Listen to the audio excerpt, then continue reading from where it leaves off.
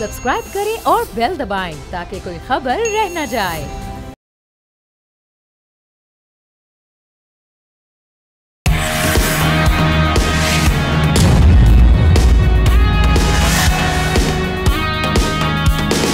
अस्सलाम वालेकुम नाजरीन, आप देख रहे हैं न्यूज़ पंच। मैं हूं आमना खटाना। वर्ल्ड बैंक ने पाकिस्तान के लिए पहले 10 साला कंट्री पार्टनरशिप फ्रेमवर्क के तहत 20 अरब डॉलर्स देने का वादा कर लिया। वर्ल्ड बैंक के 24 बोर्ड ऑफ डायरेक्टर्स में से 19 ने पाकिस्तान के हक में वोट दिया। खबरों के मुताबिक 20 अरब डॉलर्स का तकरीबन 3/4 हिस्सा इंटरनेशनल डेवलपमेंट एसोसिएशन के जरिए देगा, जबकि ये जो रिमेनिंग अमाउंट है international bank for reconstruction and development के तहत फराहम की जाएगी। फ्रेमवर्क 6 बुनियादी तरक्याती शोबों पर फोकस करेगा, जिसमें चाइल्ड स्टंटिंग कम करना, मौसमियाती तब्दीली की रोकथाम, साफ पानी की फराहमी, रीन्यूएबल एनर्जी की सलाहियत में 10 गीगावाट का इजाफा करना, जिससे ऐसे अहम हदाफ इसमें शामिल हैं। दूसरी जानिब वज़ीर आज़म ने भी वर्ल्ड बैंक के जो कंट्री पार्टनरशिप फ्रेमवर्क के तहत पाकिस्तान के लिए 20 अरब डॉलर की यकीन दहानी का खैर मकदम किया है और कहा कि जनरल आसिम मुनीर और अपने साथियों की कोशिशों को सराहता हूँ। CPF आलमी बैंक के पाकिस्तान की माशी सलाहियतों में एतमाद का मज़र है। साथ ही वर्ल्ड इकनॉमिक फोरम ने भी पाकिस्तान की माशी सूरत हाल से मुतालिक रिपोर्ट जारी की है, जिसके मुताबिक पाकिस्तान ने अपने माशी चैलेंजेस को मौसर अंदाज में संभाला है। पाकिस्तान ने ग्लोबल रिस्क रिपोर्ट 2025 में खुद एतमादी और तरक्की का मुजाहरा किया है। रिपोर्ट के मुताबिक तरक्की पजीर ममालिक की तरह पाकिस्तान को भी पेचीदा खतरात का सामना है। खतरात से निपटने के लिए स्ट्रेटेजिक लचक और पॉलिसी में जिद्दत ज़रूरी है। 2025 में पाकिस्तान को माशी कमज़ोरियों, कुदरती आफात, सियासी अदम इस्तेहकाम का सामना हो सकता है। रिपोर्ट में महंगाई, करेंसी की कदर में कमी और बढ़ते कर्ज़ों का बोझ खतरात करार दिए गए हैं। अब ये जो सारी सूरत हाल है, इससे कैसे निपटा जाएगा, ये हुकूमत वक्त के लिए कितना बड़ा चैलेंज होगा। 10 साल में जो 20 अरब का वादा है, ये कितनी अहमियत का हामिल है, इसी हवाले से डिस्कशन का आगाज़ करते हैं। हमारे साथ एहतशामुल हक साहब मौजूद हैं, अपना तज्जिया पेश करेंगे इस मामलात पर। साथ ही साथ खाकान नजीब साहब, उन्होंने भी हमें ज्वाइन किया है, इकोनॉमी एक्सपर्ट हैं। आपकी माहिराना राय लेते हैं। खाकान साहब, सबसे पहले आप ही की जानिब आएंगे। अब ये इसकी जो इम्प्लीमेंटेशन है सक्सेसफुली, ये एक बड़ा चैलेंज होगा और इसकी राह में जो रुकावटें हायल हैं, इससे हवाले से भी जो फ्रेमवर्क डॉक्यूमेंट है उसमें इनकी निशानदेही भी की गई है। किस तरह से देख रहे हैं आप ये? बिस्मिल्लाहिर्रहमानिर्रहीम। देखिए, वर्ल्ड बैंक के साथ पाकिस्तान की मतलब कई दिहाइयों पे बेस्ड एक पार्टनरशिप है, जिसमें बहुत सी प्रोजेक्ट फंडिंग जो है वो वर्ल्ड बैंक से होती है। अगर पाकिस्तान का 130 अरब डॉलर के करीब बैरूनी कर्जा देखें तो उसमें से अभी भी मेरा ख्याल है 20 अरब डॉलर के लगभग जो कर्जा है वो इस वक्त भी वर्ल्ड बैंक को पाकिस्तान ओ करता है। सो इन द कमिंग 10 years, इससे अच्छी बात यह है कि चूंकि ये एक लॉन्गर टर्म फ्रेमवर्क तय हुआ है, so you can be more confident कि हर साल आपको तकरीबन 1.5 से 2 अरब या इससे ज़्यादा भी पैसे जो हैं वो प्रोजेक्ट्स की मद में अवेलेबल होंगे, डिपेंडिंग ऑन आप क्या प्रोजेक्ट्स पुट टुगेदर करते हैं। देखिए, जो प्रोजेक्ट्स होते हैं, चाहे वो एनवायरनमेंट में हो, चाहे वो लॉजिस्टिक्स में हो, चाहे वो पाकिस्तान की पॉवर्टी एलिविएशन में हो, चाहे वो पाकिस्तान की स्टंटिंग कम करने में हो, चाहे वो पाकिस्तान की जो स्कूल चिल्ड्रन हैं उनको स्कूल लाने में हो, ये भी याद रखिए एक लर्निंग पॉवर्टी है पाकिस्तान में, जिसका मतलब ये है कि पाकिस्तान के जो 10 साला बच्चे हैं वो उस तरह से नहीं पढ़ सकते जैसे उन्हें पढ़ना चाहिए। चाइल्ड न्यूट्रिशन में हो, क्लीन एनर्जी में आगे बढ़ाने हो, ये सारे प्रोजेक्ट्स प्रोविंसेस और फिर हमारी जो फेडरल गवर्नमेंट है जिसमें हम PSDP कहते हैं, जिसको डेवलपमेंट बजट कहते हैं, उसने पुट टुगेदर करना है। जितने अच्छे ये प्रोजेक्ट्स होंगे, जितना उनका इम्पैक्ट बेहतर होगा। बिकॉज अभी तक हम ये जो डेवलपमेंट का काम करते रहे हैं ना, ये मैं हमेशा कहता हूँ, ये हम इनपुट बेस्ड करते रहे हैं। यानी कि हमारा जितना PSDP है, जिसमें से बहुत सी फंडिंग इन्हीं प्रोजेक्ट्स की बाहर से आती है, वो हम इनपुट डालते हैं, पर हम ये नहीं देखते कि एक सड़क जो है वो कितनी कारामद है, एक स्कूल उस एरिया में कितना कारामद है, एक हेल्थ सेंटर कितना कारामद है। ये चीजें आई थिंक पाकिस्तान को रियली इंप्रूव करनी है। पैसे तो मिल ही जाते हैं दुनिया से, मैंने हमेशा कहा है एग्जैक्टली। ये भी याद रखिए कि ये कर्ज है, ये आपकी बात बिल्कुल दुरुस्त है, पर इस कर्ज में एक अच्छी चीज ये है कि ये लॉन्गर टर्म का कर्ज है आमना। दूसरी बात ये है कि इस कर्ज की शराइत जो है वो निस्बतन आसान होती हैं कंपेयर टू अदर्स। इसका मार्कअप भी कम होता है, इसका जो फर्स्ट 5 years है वो आपको एक ग्रेस पीरियड भी मिल जाता है, اور یوزلی پاکستان یہ کرتا ہے کہ جیسے $20 ارب کھڑا ہوا ہے، وہ اگلے سال لیٹ سے $2 ارب واپس جانا ہے، تو $2 ارب ہم واپس کریں گے اور اتنا ہی قرض نیا اٹھا لیں گے تاکہ جو ہماری بیرونی پیمنٹس ہیں، جس کو گراس ایکسٹرنل فائنینسنگ نیڈز ہیں، وہ میٹ ہوتی رہیں، کیونکہ ملٹی لیٹرلز کے تو $5-6 ارب واپس جا رہے ہیں، تو اتنے ہی ہم نے واپس لینے ہیں ADB سے۔ یہ I think over all area ہے۔ So energy, water, agriculture, manufacturing, digital, یہ اب ایک اس کا پرائیویٹ سیکٹر جو ہے جو میں نے آپ کے سامنے رکھا ہے۔ دیکھیے آبویسلی جس ملک میں ہمیں یاد رکھنا چاہیے کہ 1/3 وہ بچے 15-16 سال تک کی عمر کے جن کو اسکول میں ہونا چاہیے، 2.5 کروڑ اسکول سے باہر ہیں۔ پاکستان میں سٹنٹنگ 40 سے 44% ہے، ایریا کے ممالک میں 30 اور دنیا میں 20-22% ہے۔ پاکستان میں جو مڈل انکم پاورٹی ہے وہ 40% ہے اور بڑھ رہی ہے۔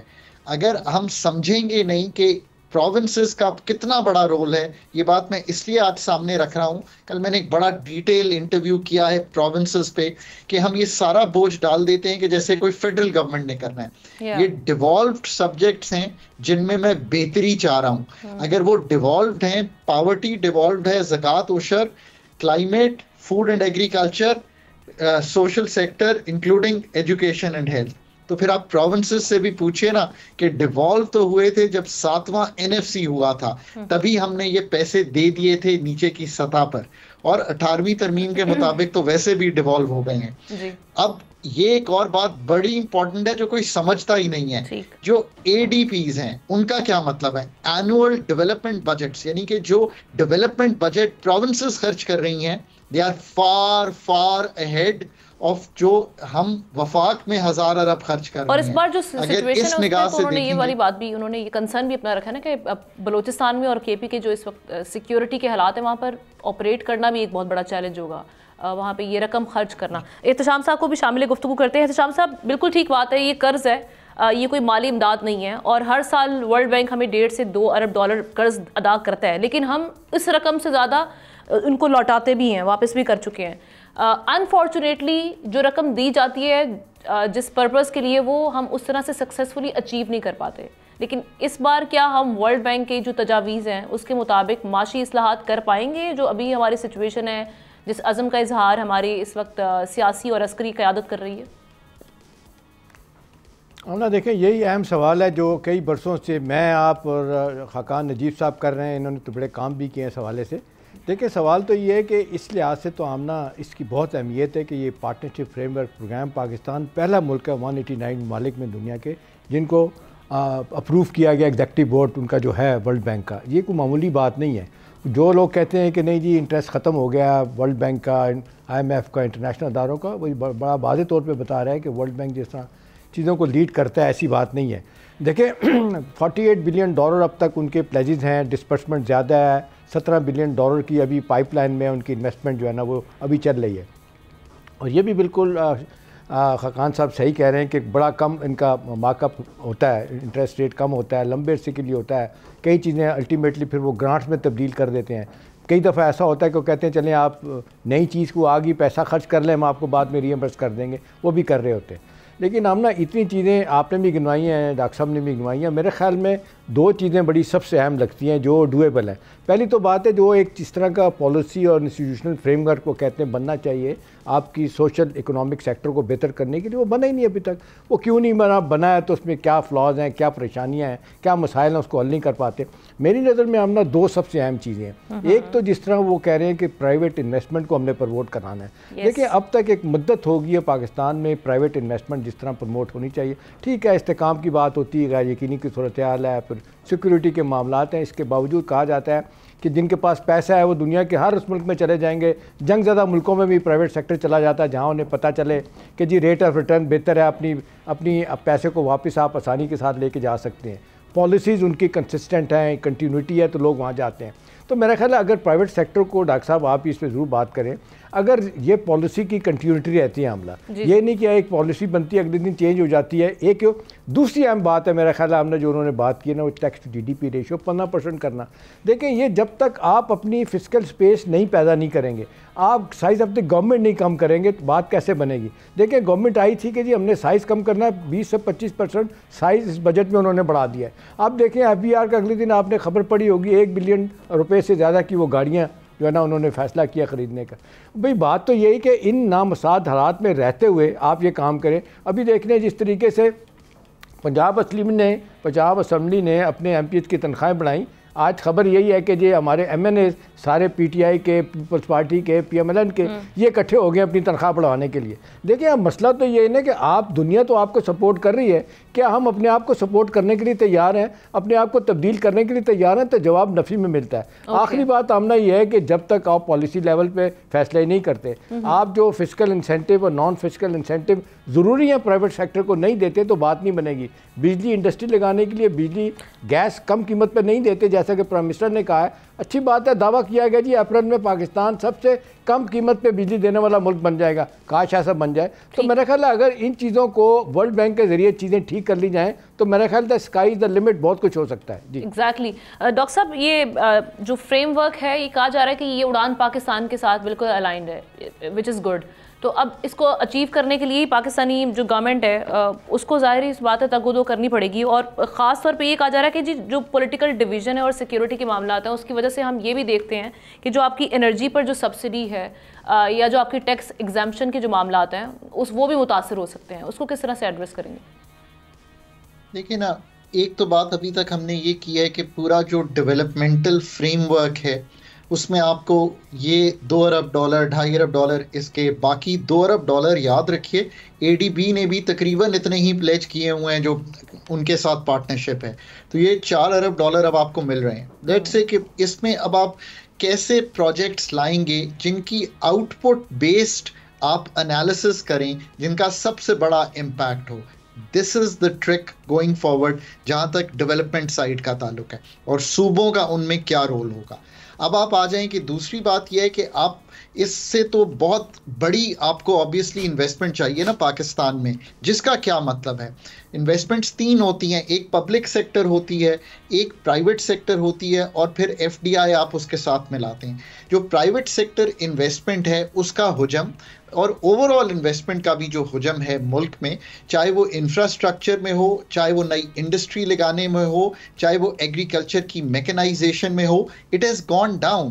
پاکستان کی investment to GDP ratio Amna صاحبہ اس وقت 13% ہے آف اٹس GDP، جس کا مطلب یہ ہے کہ ہم 100 روپے میں سے 13 روپے، یعنی کہ ہمارا GDP اگر 100 روپے کا ہے تو 13 روپے ری انویسٹ کر رہے ہیں. آپ کا دوست ملک جو چائنا ہے وہ 40 روپے انویسٹ کر رہا ہے، اس لیے گرو کر رہا ہے. آپ کے جو احاطے کے ملک ہیں، چاہے وہ انڈیا ہو، بنگلہ دیش ہو، نیبرز کو دیکھیں، ساؤتھ ایشیا کو دیکھیں، تو they are doing 25 to 35% of their GDP. So جب تک پرائیویٹ سیکٹر سوری آپ کو میں ایک چیز بتائیں ڈاکٹر صاحب، آپ نہیں سمجھتے کہ مسئلہ ہمارا ترجیحات کا بھی ہے؟ اور پھر یہ کہ ترجیحات اگر طے کر لی جاتی ہیں تو پھر وہ تبدیل کیوں ہو جاتی ہیں پروسیس میں؟ دیکھیے ہر سیکٹر میں آپ کو ترجیحات تو طے کرنی پڑیں گی نا. اب آپ اگر ایگریکلچر کو ہی آگے لے کر چلنا چاہیں، مثال دے رہا ہوں ایک، تو آپ کو 5 سال میں بتانا چاہیے کہ ہیلڈز کو بہتر کرنے کا پروگرام کیا ہے. آپ کو بتانا چاہیے کہ واٹر یوٹیلائزیشن کا پروگرام کیا ہے. آپ کو بتانا چاہیے کہ جو اس وقت میکنائزیشن ہونی ہے اس کے لیے کتنے پیسے درکار ہیں، اور ان پیسوں کو فائنینشیل انٹرمیڈیشن کرنے کا طریقہ کیا ہے. اسی طرح آپ کے SMEs ہیں، یہ بات بالکل. اور دوسرا احتشام صاحب، آپ کو انسینٹیوائزیشن تبدیل کرنی ہے. ریئل اسٹیٹ سے پیسہ پاکستان میں سیو ہوتا ہے پر غلط جگہ سیو ہوتا ہے. سیو کہاں ہوتا ہے؟ جو سیونگ میں جاتا ہے وہ جا کر کہیں پر پلاٹ خرید لیتا ہے، زمین خرید لیتا ہے. وہ یہ سمجھ ہی نہیں پا رہا، یا ہم انسینٹیو نہیں کریٹ کر پا رہے کہ وہ اسٹاک مارکیٹ میں یا میوچول فنڈز میں یا چپلی کی فیکٹری لگانے میں یا ریٹیل آؤٹ لیٹ میں یا IT میں وہ ان سیکٹرز میں کریں جو اس کو ہم کہتے ہیں پروڈکٹیو سیکٹر اور جو ٹریڈیبل ہوں دنیا سے. یہ ہے ترجیحات کی تبدیلی. میں آج بھی کہتا ہوں کہ یہ ترجیحات کی تبدیلی کلیئرلی سامنے نہیں آ رہی ہے. چلیں جی، thank you so much doctor Khaqan Najeeb صاحب. ہمارے سے ایک بریک لیتے ہیں. احتشام صاحب ہمارے ساتھ ہی موجود رہیں گے اگلی سٹوری کے لیے. ایک نیا گیسٹ بھی ہمیں ساتھ جوائن کریں گے. اسٹے ود اس.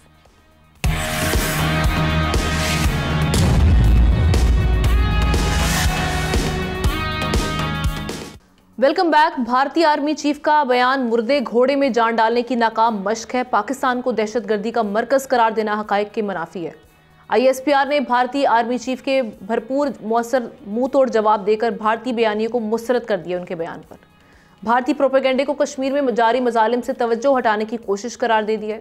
ترجمان پاک فوج نے کہا کہ مقبوضہ کشمیر میں بھارتی فوج کے اقدامات انسانی حقوق کی کھلی خلاف ورزی ہیں جو کشمیری عوام کے حق خود ارادیت کو دبانے کی ناکام کوشش ہیں. بھارت میں اقلیتوں پر ظلم اور نفرت انگیز بیانیے عالمی برادری سمیت سب پر عیاں ہیں. بھارت میں مسلمانوں کے خلاف نسل کشی کے منصوبے عالمی برادری کے سامنے بے نقاب ہو چکے ہیں. جب بھی پاکستان اپنی اکانومی کو لے کر گرو کرنے لگتا ہے، فلرش کرنے لگتا ہے، تو بھارت کی طرف سے ایسے جھوٹے پروپیگنڈے شروع کیے جاتے ہیں. وہ چاہے چیمپئنز ٹرافی میں رکاوٹیں ہوں، جس کے لیے بھارت نے ہر حربہ آزما لیا کہ پاکستان سے یہ میزبانی چھن جائے، پر ایسا نہیں ہوا. تو اب یہ دہشت گردی کا نیا شوشہ چھوڑ دیا گیا ہے. حالانکہ اب تو دنیا جانتی ہے کہ پاکستان میں ہونے والی تخریب کاری اور دہشت گردی کے واقعات میں بھارت ملوث ہوتا ہے. اگلے مہینے ناظرین پاک بحریہ کی جانب سے امن مشق کا بھی انعقاد کیا جا رہا ہے، جس میں دنیا بھر کی جو نیویز ہیں وہ شرکت کریں گی. پاکستان کا یہ امن ہم دیکھ رہے ہیں کہ بھارت کی آنکھوں میں کھٹکتا ہے. اس پر بات کرنے کے لیے احتشام الحق صاحب کے ساتھ ساتھ ہمیں جوائن کیا ہے ڈاکٹر جمیل احمد خان صاحب نے، فارمر ایمبیسیڈر ہیں. تھینک یو سو مچ سر. آپ کو بھی ویلکم کہیں گے شو میں. سب سے پہلے احتشام صاحب آپ سے آغاز کرتے ہیں. یہ جو ہم دیکھ رہے ہیں کہ بھارت کی جانب سے ایسے الزامات، کیا یہ مسئلہ ایک کشمیر سے توجہ ہٹانے کی کوشش ہے؟ کیونکہ ہمارے سامنے ریالٹیز تو ہیں، گراؤنڈ ریالٹی پوری دنیا کے سامنے ہے کہ آپ 50 لاکھ ہندوؤں کو ڈومیسائل دے کر انڈین آکوپائڈ کشمیر میں بسانے کی کوشش کر رہے ہیں، اور ساتھ ہی ساتھ ہم یہ دیکھ رہے ہیں کہ وہاں پر یہ کہا جا رہا ہے کہ تقریباً 5 لاکھ پنڈت ہیں جن کو اسرائیل طرز کی جو کالونیز ہیں وہاں پر آباد کرنے کے لیے وہاں پر کوشش کی جائے گی. تو یہ تو لوکلز میں بھی نفرت پھیلے گی، ان کا ریاکشن ہے. تو یہ پاکستان پر ملبہ کیوں ڈالا جا رہا ہے؟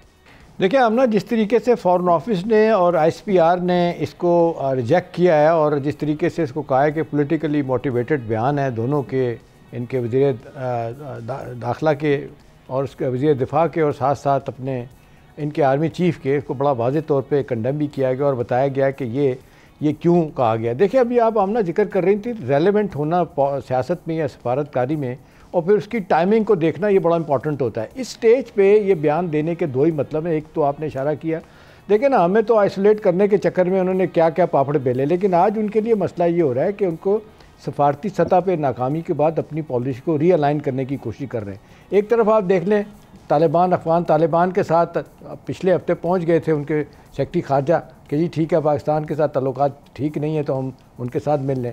اصل مسئلہ ہوا کہ بنگلہ دیش کے ساتھ تعلقات جب خراب ہوئے نا، ابھی دیکھیں ایک تو ذکر کیا، دوسرا پاکستانی فوج جو ہے نا اب بنگلہ دیش کے فوجیوں کو ٹرین کرے گی، یہ ہضم نہیں ہو رہا. اور دوسرا آمنہ جو لا اینڈ آرڈر کی سچویشن ان کے اپنی 5 ریاستوں میں پیدا ہوگی نا، بارڈرنگ بنگلہ دیش، اس میں دیکھ لیں آسام ہے، اس کے بعد مغربی بنگال ہے، پھر میزورام ہے، تریپورہ ہے اور میگھالیہ ہے. انہیں اب سمجھ نہیں آ رہی کہ کیا کیا جائے. دوسرا آپ دیکھ لیں کہ جس طریقے سے پاکستان، آپ نے واشنگٹن پوسٹ کی سٹوری چند دن پہلے دیکھی ہوگی جس میں انہوں نے بتایا کہ کس طریقے سے 4 پاکستانیوں کو را نے پاکستان کے اندر آ کے مارا. پھر جس طریقے سے آپ نے دیکھا ایک جوائنٹ رپورٹ تھی برطانیہ کی، جی ہاں، برطانیہ کی، کینیڈا کی اور امریکہ کی، کہ کس طریقے سے ان کے شہریوں کو مارنے کے لیے را ان میں انوالو ہے. تو میرا خیال ایک طرف انٹرنیشنل لیول پہ جو ان کو امبیرسمنٹ ہے اس کو بچانا، اور دوسرا پاکستان کے حوالے سے تو ان کو ہر وقت یہی تکلیف رہتی ہے کہ پاکستان اپنے پاؤں پہ کھڑا کیوں ہو رہا ہے، ہو نہ جائے. اب سوال یہ ہے کہ جس طریقے سے آپ دیکھ لیں انٹرنیشنل ہمارے فائنینشیل انسٹیٹیوشن ہو، ویسٹ ہو، یورپین یونین ہو، ایون امریکہ بھی، وہ بھی یہی کہتے ہیں کہ جی پاکستان کے ساتھ ہماری لانگ ٹرم پارٹنرشپ ہے. بھلے وہ کہیں جی ہم آپ اس طرح کے الائز نہیں رہے، لیکن پاکستان ایک اس ریجن کا جغرافیکلی ادروائز ایک امپورٹنٹ ملک ہے، اس کو اگنور نہیں کیا جا سکتا. تو اس طرح کے بیان دینے کا صرف مقصد اپنی فرسٹریشن کو دور کرنا، اپنے لوگوں کو کام آؤٹ کرنا.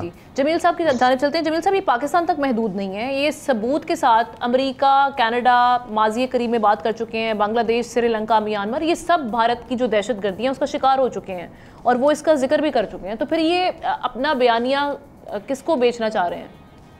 नहीं, तो इंडिया ने अपनी जिस अंदाज में पहले प्रोपेगेंडा करता रहा है, हमें याद है ये कि जिस तरह उन्होंने इन्फो लैब कोई 700 के करीब प्रोपेगेंडा मशीनरी लगाई हुई थी पूरे यूरोप में और पकड़े गए, जिस तरीके से अभी जिक्र हो रहा था कि जुल्म बर्बरियत का बाजार कश्मीर में गर्म रहा है और पता नहीं कब तक रहेगा, और जिस तरीके से उस पर अक़वाम मुत्तहिदा के ज़ैली इदारे जो कि ह्यूमन राइट कमीशन है, उसने 2 रिपोर्टें बड़ी मोटी मोटी शाया की हैं ज़ख़ीम किस्म की, जिसमें उनके कमिश्नर ने सारा काला चिट्ठा खोल के सामने रख दिया दुनिया के कि क्या क्या जुल्म बर्बरियत और क्या क्या वायोलेशन हो रही है ह्यूमन राइट की।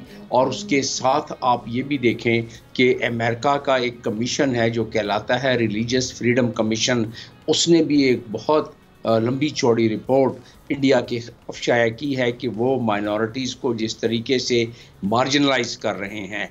लेकिन एक बड़ा सवाल यहाँ ये पैदा होता है कि क्यों फिर ऐसा है कि दुनिया खामोश बैठी है। इसका एक सिंपल सा ये कॉम्प्लेक्स सी बात है, इसको जियोपॉलिटिकल तनाजुर में देखना पड़ेगा, लेकिन जवाब इसका बड़ा सिंपल है, क्योंकि इंडिया की इस वक्त ज़रूरत है यूएस और उसके एलाइज़ को, क्योंकि इंडिया को काउंटर बैलेंस के तौर पर यहाँ तैयार किया गया है और इंडिया इस्तेमाल भी हो रहा है चाइना को कंटेंट करने के लिए।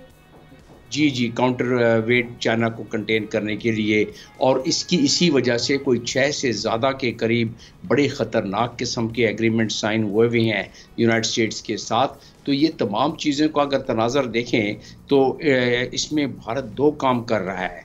एक तो अपनी मक्कारी से वो ये कर रहा है कि अपने जो उस ज़िमन में नहीं आते हैं, अमेरिकन फॉरेन पॉलिसी के ज़िमन में नहीं आते हैं, यानी चाइना कंटेनमेंट, उससे हटकर स्कोर सेटल कर रहा है अपने पाकिस्तान के साथ, और वो स्कोर वही सेटल कर रहा है। आज से बरस से वो यही कह रहा है कि पाकिस्तान से क्रॉस बॉर्डर टेररिज्म होता है, वो यही कह रहा है, और अब भी उसके chief of the army staff ने, लेकिन इस टाइम पर कहा गया है ये बड़ी अहमियत के हामिल है, क्योंकि आगे जाके मुझे खदशा ये है कि चीफ ऑफ आर्मी से ये बयान इसलिए दिलवाया गया है कि मिलिट्री क्योंकि इन्वॉल्व होती है ज़्यादातर काउंटर टेररिज्म में जी।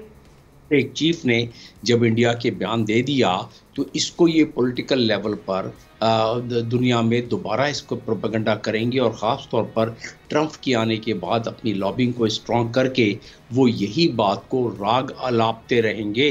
तो उसके लिए हमें क्या करना चाहिए? अच्छा बयान है ISPR का, अच्छा बयान है। आमना और भी है जी, एक चीज़ जमील साहब और भी है। अभी देखें जो मकबूजा कश्मीर का जिक्र कर रही थी आमना, उस हवाले से इतने लोगों को जम्मू के जो मेजॉरिटी एरिया हिंदू लोग हैं उनको जाके आपने श्रीनगर में बात करने की कोशिश की जा रही है, और वहाँ से बड़ा स्ट्रॉन्ग रिएक्शन आया। अभी आप देख लें हालिया इलेक्शन में क्या हुआ, बीजेपी जिस बुरे तरीके से शिकस्त हुई, जी हाँ बुरे तरीके से उनकी शिकस्त हुई, और फिर आप देख लें बूदी तीसरी मरतबा आए हैं, एक दफ़ा भी गए हैं वहाँ पे, और जो उनके साथ हुआ है, जो इतना बुरा सलूक हुआ है, बावजूद 4 लाख फौज के उनको प्रोटेक्शन नहीं मिली, नारेबाजी हुई, हूटिंग हुई, लोगों ने एक्सेप्ट ही नहीं किया उनको। तो ये आपकी देखें लेजिटिमेसी कायम ही नहीं हो रही। आप किस तरह एक 90 लाख लोगों को आप इस तरह बना के रख सकते हैं कि आप अपनी मर्ज़ी करें? तो वहाँ पे सियासी तौर पे भी आमना उन्हें बहुत ज़्यादा जमील साहब नुकसान उठाना पड़ रहा है, और यही वजह है कि बाकी रियासतें जो है ये बांग्लादेश के साथ साथ उनकी बाकी आप देख लेना जो रियासतें जहाँ पे आप वहाँ पे इंसर्जेंसी चल रही है 12 रियासतों में, उनको संभालना मुश्किल हो रहा है। सर कंटेनर चाइना को करना था, लेकिन बांग्लादेश से भी हाथ से निकल गया ना, ये भी कहीं ना कहीं फ्रस्ट्रेशन ये भी है कि खित्ते में कहीं ना कहीं तन्हाई का शिकार है। तो ये जो आलमी दहशतगर्दी भारत कर रहा है, श्रीलंका भी उनकी उस तरह नहीं बात सुनता हम ना, एग्जैक्टली, और जो आलमी दहशतगर्दी आलमी दहशतगर्दी भारत इस वक्त कर रहा है, जिसके खुलेआम और वाज़े ठोस शवाहिद मौजूद हैं, आखिर कब तक इस पे यूएस की बैक मिलती रहेगी कि जी चाइना को आप कंटेन करें? जब आप वो हदफ नहीं कर पाएंगे अचीव, तो फिर तो ऑब्वियसली वो बैक छिन जाएगी इनसे, तो फिर भारत क्या करेगा? जमील साहब देखें توقعات تو آپ اگر ویسٹ امریکہ سے کریں وہ تو چھوڑ دیں، لیکن جس طرح مغربی میڈیا ایکسپوز کر رہا ہے، امریکہ کا میڈیا انڈیا کو ان کی پالیسی کو ایکسپوز کر رہا ہے، یہ میرا خیال ہے سب کے لیے بلیسنگ ان ڈسگائز ہے۔ جی جمیل صاحب۔ جی دیکھیں، بات 4-5 حقائق کو دراصل سامنے رکھ لیں تو جو گفتگو ہم کر رہے ہیں وہ مزید واضح ہو جائے گی۔ یہ حقیقت ہے کہ انڈیا ٹرانس نیشنل ٹیررزم میں انوالو ہے، اور یہ ثبوت تو خیر کینیڈا کے پرائم منسٹر نے فلور آف دی ہاؤس پہ دے دیا، اسی طرح امریکہ میں پروسیکیوشن چل رہی ہے، اور وہ بھی حقیقت ہے کہ ٹرانس نیشنل ٹیررزم پہ ہمارے ہاں پاکستان میں 20 افراد کو انہوں نے جاں بحق کیا ہے اپنے اسی ٹرانس نیشنل آپریشن کے لحاظ سے۔ یہ بھی حقیقت ہے کہ افغانستان سے کو بیس بنا کے وہ ٹی ٹی پی کے ذریعے اور باقی دہشت گرد گروہوں کے ذریعے پاکستان کو مارجنلائز، پاکستان میں دہشت گردی کر رہے ہیں۔ یہ بھی حقیقت ہے کشمیر میں انہوں نے ہندو پنڈت بیٹھائے ہیں۔ یہ تمام حقائق ہیں، اور 15 لاکھ کے قریب لوگ مزید انہوں نے کر دیے ہیں۔ یہ بھی حقیقت ہے کہ نریندرا مودی وہ چاہتے ہیں کہ کسی طریقے سے وہاں اتنی زیادہ آبادی کر دی جائے کہ جب وہاں کی الیکشن ہو تو وہاں ہندو میجورٹی میں آ جائے۔ یہ تمام حقائق تو ہیں، لیکن یہ بھی حقیقت ہے کہ چلے میڈیا تو امریکہ میں اٹھا رہا ہے، اسی طرح میڈیا نے تو بہت فلسطین کے بارے میں بھی اٹھایا، 15 مہینے سے اٹھایا، کچھ نہیں ہوا۔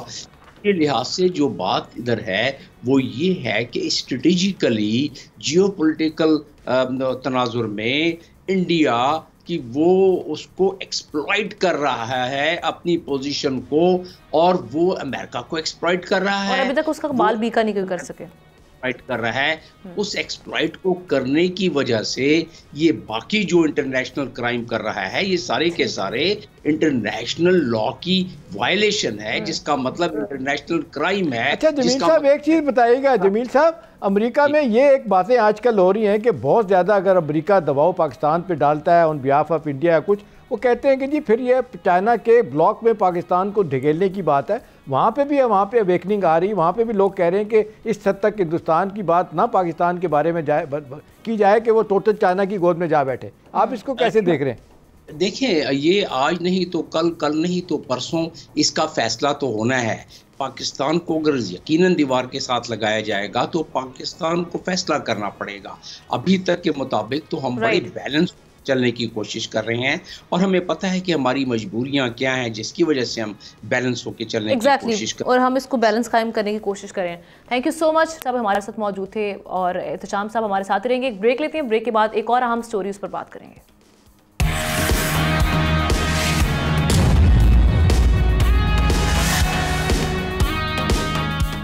Welcome back. ایک بار پھر بات کرتے ہیں، جس طرح سے ہم نے کل پروگرام میں بھی بات کی کہ پاکستان تحریک انصاف اور جو حکومت کے درمیان مذاکرات ہیں وہ چل رہے ہیں، اس کا آج تیسرا سیشن ہوا، اور پاکستان تحریک انصاف اور حکومت کے درمیان یہ جو مذاکرات ہیں یہ پارلیمنٹ ہاؤس میں ہوئے۔ ریٹرن فارم میں جو پاکستان تحریک انصاف ہے انہوں نے اپنے مطالبات دستخط کر کے حکومت کے سامنے رکھ دیے ہیں۔ تحریک انصاف نے مجموعی طور پر بنیادی مطالبات سے جڑے 22 مطالبات رکھے ہیں۔ پاکستان تحریک انصاف 2 انکوائری کمیشن کا قیام چاہتی ہے۔ پی ٹی آئی نے مطالبہ کیا کہ وفاقی حکومت چیف جسٹس یا سپریم کورٹ کے 3 ججز پر مشتمل 2 کمیشن آف انکوائری تشکیل دے۔ کمیشن وفاقی حکومت کمیشن آف انکوائری ایکٹ 2017 کے تحت قائم کیا جائے گا۔ کمیشن کے ججز کی تعیناتی تحریک انصاف اور حکومت کی باہمی رضامندی کے ساتھ 7 روز میں کی جائے گی۔ ریٹرن ڈیمانڈز میں یہ بھی کہا گیا کہ کمیشن بانی پی ٹی آئی کی 9 مئی سے متعلق گرفتاری کی انکوائری کرے، اور اس سے متعلق یہ تقریباً 3 صفحات پر مشتمل جو ہم نے دیکھا کہ ڈیمانڈز جو سامنے رکھی گئی ہیں، بیسکلی یہ ہے 2 ڈیمانڈز ہیں، لیکن ان کو ڈیٹیل فارم میں سامنے رکھا گیا ہے اسپیکر ایاز صادق کے۔ اور اب یہ دیکھنا ہے کہ پاکستان تحریک انصاف کی جو بھاری بھرکم عرفان صدیقی صاحب جو کہ مذاکراتی کمیٹی کے ممبر بھی ہیں، ان کی جانب سے کل سٹیٹمنٹ بھی آیا تھا، انہوں نے کہا جی بھاری بھرکم ڈیمانڈز ہیں۔ اب دیکھنا یہ ہے کہ پاکستان گورنمنٹ جو ہے، حکومت پاکستان، وہ اس کر پائے گی یا نہیں کر پائے گی، تو مذاکرات کی جو کامیابی ہے وہ ان ڈیمانڈ سے بھی جڑی ہوئی ہے۔ اسی پر تجزیہ احتشام صاحب آپ ہی کی جانب آئیں گے۔ اب تو ریٹن فارم میں آ گئی ہے، ڈیٹیل آپ نے پڑھ لی ہوگی، اب کیسے دیکھ رہے ہیں مذاکرات کو؟ یہ پوری کر پائے گی حکومت پاکستان؟ ان کے لیے قابل قبول ہوں گی یہ ڈیمانڈز؟ دیکھیں ہم نے یہ تیسری ملاقات تو بڑی انٹرسٹنگ ہو گئی ہے، اور اس میں 2-3 نئی ڈائمنشن جو آئی ہیں وہ بھی بڑی امپورٹنٹ ہیں۔ دیکھیں جس طریقے سے عرفان صدیقی صاحب نے بڑے اچھے جذبات کا اظہار کیا کہ جی ہوپ فلی ہم چیزیں سارٹ آؤٹ کر لیں گے. اور پھر آج آپ نے دیکھا اسپیکر ایاز صادق صاحب نے بھی اس طرح کی گفتگو کی, اور دوسری طرف ہم دیکھ رہے ہیں کہ اسٹیبلشمنٹ سے ملاقات کی باتیں بھی ہو رہی ہیں, کے لوگ بھی اس طرح کی بات کر رہے ہیں. دیکھنا اس میں یہ کہ کیا ہونے والا کیا ہے. دیکھیں اب جو حکومتی سائڈ سے جو باتیں آ رہی ہیں نا, جو ہمیں اندر سے پتہ چل رہی ہیں, وہ یہ کہہ رہے ہیں کہ فرض کریں ہم یہ کمیشن آف انکوائری بنا بھی دیتے ہیں, تو اس کی کیا گارنٹی ہے کہ جب اس کی فائنڈنگ آ جائے کمیشن کی, جو بھی ایک جج بیٹھے, 2 بیٹھے, 3 بیٹھے, تو ان کی سفارشات یا ان کے جو فیصلے ہوں گے کوئی اس کو تسلیم کرے گا؟ مانی پی ٹی آئی اس کو مانیں گے یا پھر اس کو رد کر دیں گے؟ اس لیے وہ کہہ رہے ہیں کہ جی ہمیں بیچ میں گارنٹر بھی چاہیے جو کہیں کہ آپ اگر کمیشن بن جاتا ہے. پر تو یہ باتیں ہو رہی ہیں نا, کس حد تک بنتا ہے, کس حد تک حکومت کنسیڈ کرتی ہے, ایک سوال ہے. میرا خیال ہے کہ ہم نہ دیکھیں یہ جو ایک ڈیڈ لائن دے دی ہے نا 31 جنوری کی کہ اس سے پہلے ہو جائے, ورنہ ہم نہیں کریں گے اگر یہ کمیشن نہ بنا. مجھے لگتا ہے کہ اس میں تھوڑی سی اب یہ نرمی کریں گے پی ٹی آئی والے, کیونکہ مذاکرات یہ آگے جا سکتے ہیں اور آگے جانے چاہیے. اگر آپ کی 2 ملاقاتوں میں دونوں طرف سے کہہ رہے ہیں جی شروعات اچھی ہے. آپ کتنا پازیٹیو دیکھ رہے ہیں کہ یہ جو مذاکرات کی کامیابی کے لیے؟ اب نا آرمی چیف نے جو کل پشاور میں جو باتیں کی تھی نا کہ جی ریاست ہے تو سیاست ہے, اگر اس بات کو پی ٹی آئی کے لوگ سمجھ آتے ہیں کہ جی ٹھیک ہے ملک کی سیکیورٹی, ملک کے حالات جیسے بھی ہیں, ایک اس کو ٹھیک کرنا ہے, دوسری طرف اپنی سیاست کرنی ہے. سیاسی طور پہ آپ مخالفین ایک دوسرے کے ہو سکتے ہیں, لیکن کم از کم آپ دیکھیں ساری دنیا آپ کے پڑوس میں, آپ دیکھ لیں 91 سے سلسلہ شروع ہوا تھا کہ جی ہم نے اکانومی پہ سیاست نہیں کرنی. آپ نہ کریں سیاست, آپ چارٹر آف ڈیموکریسی کر لیں, آپ ملک چلتا رہے پھر سیاست بھی کرتے رہیں. میرا اپنا خیال ہے ہم کہ یہ جو آج بات چیت ہوئی ہے یا تیسری بات چیت ہو رہی ہے, مجھے سلور لائننگ نظر آ رہی ہے. تھوڑا سا پیچھے ہٹیں گے, اور جب تھوڑا آپ پیچھے ہٹیں گے اور آپ کو گیو اینڈ ٹیک کی پوزیشن میں ہوں گے تو ڈیفینیٹلی مسئلے کا حل نکلے گا. لیکن ایک اسٹرانگ پوزیشن لے کے اور کہے کہ جی میری بات مانے, میں آپ کی بات نہیں مانوں گا, تو بات کہیں بھی نہیں بنتی. جنگیں بڑی لڑائی کے بعد جو بند ہوئی ہیں وہ اسی بنیاد پہ ہوئی ہیں کہ آپ نے گیو اینڈ ٹیک کیا. تو مجھے لگتا ہے پی ٹی آئی کو بھی اب کچھ نہ کچھ کنسیڈ کرنا پڑے گا. اگر وہ ایک ہی چیز کنسیڈ کر دیتے ہیں کہ جی وہ سائلنسنگ آف دی گن, تھوڑی دیر کے لیے یہ اس کو اپنا روزانہ جو ٹھوکنا ریاست کو باقی لوگوں کو سیاسی استحکام بہت ضروری ہے, اور وی ہوپ کہ یہ جو سال کا آغاز ہوا ہے یہ مذاکرات کی کامیابی سے ہو اور ہمارے جو ملک میں سیاسی استحکام آئے. تھینک یو سو مچ احتشام الحق صاحب ہمارے ساتھ موجود تھے بات کرنے کے لیے بھی. اور جاتے جاتے پروگرام کے اختتام پر آپ کو یہ بتائیں کہ سال 2024 گرم ترین سال تھا, جہاں درجہ حرارت 1.5 ڈگری سیلسیس کی حد عبور کر گیا. موسمیاتی سائنسدانوں کے درمیان بڑے پیمانے پر یہ اتفاق رائے پایا جاتا ہے کہ گلوبل وارمنگ کی وجہ سے زمین کی آب و ہوا میں تبدیلی رونما ہو رہی ہے. طوفان, سیلاب آ رہے ہیں, جنگلات میں آگ لگ رہی ہے, جبکہ خشک سالی بھی گلوبل وارمنگ کا نتیجہ ہے, جس کے باعث مختلف خطوں میں خوراک کی قلت پیدا ہوئی ہے. رواں ماہ کیلیفورنیا کے جنگلات میں لگنے والی آگ کے بارے میں کہا جا رہا ہے کہ یہ لاس اینجلس کے خشک موسم کے باعث مزید بھڑک رہی ہے, جبکہ سینٹا اینا کی غیر معمولی تیز ہواؤں کی وجہ سے شعلے ایک علاقے سے دوسرے علاقے تک تیزی سے پھیل رہے ہیں. حالانکہ امریکی میڈیا کے مطابق آگ پر 45% تک قابو پا لیا گیا ہے اور جمعے کو ہواؤں کی شدت کم ہونے سے فائر فائٹرز کو ریلیف ملے گا. مگر ماہرین یہ کہہ رہے ہیں کہ آئندہ منگل اور بدھ کو تیز ہواؤں کے واپس آنے کا امکان ہے. آئندہ ہفتے تک آگ نہ بجھی تو اس پر قابو پانا مزید مشکل ہو جائے گا. دوسری جانب فائر فائٹرز کی کم فنڈنگ بھی آگ بجھانے میں ایک مسئلہ دکھائی دے رہی ہے, جبکہ شہر میں موجود ہائیڈرنٹس بھی ان میں بھی پانی ختم ہو چکا ہے, جس کے باعث آگ پر قابو پانے میں مشکلات کا سامنا ہے. امریکی فائر بریگیڈ حکام کا یہ کہنا ہے کہ آگ بجھانے میں مصروف فائر فائٹرز اپنی تمام تر کوششوں کے باوجود تیز ہواؤں کی وجہ سے آگ پر پوری طرح قابو پانے میں ناکام رہے ہیں. امریکی میڈیا کے مطابق 12,000 سے زائد فائر فائٹرز, 1150 فائر انجن, 60 طیارے اور 143 واٹر ٹینکرز آگ بجھانے کی کوششوں میں اس وقت مصروف دکھائی دے رہے ہیں, جو اب تک آگ پر قابو پانے میں ناکام رہے ہیں. رپورٹ کے مطابق تقریباً ایک ہفتے سے لگی آگ میں اب تک 24 افراد ہلاک ہو چکے ہیں, 12,000 سے زائد مکان اور عمارتیں راکھ کا ڈھیر بن چکی ہیں, جبکہ 2 لاکھ سے زائد افراد نقل مکانی پر مجبور ہو گئے ہیں. اس کے ساتھ ہی پروگرام ہوا چاہتا ہے. آپ سے کل ملاقات کرتے ہیں. اللہ حافظ.